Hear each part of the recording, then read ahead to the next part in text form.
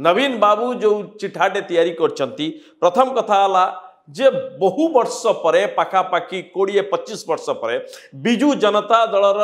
जो political affairs कमिटीटे पुणी गठन करागला जतबे नवीन बाबू को दिल्ली रु डकी के अणा जाइथिला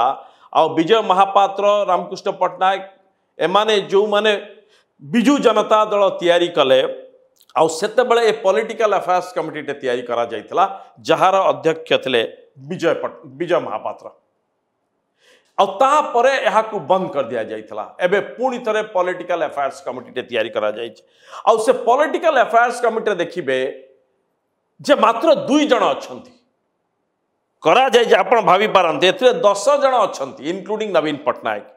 किंतु आपण जदी से राजनीतिर जबकाचर देखिए आपण को सेतरे केवल 2 जनकर मुह देखा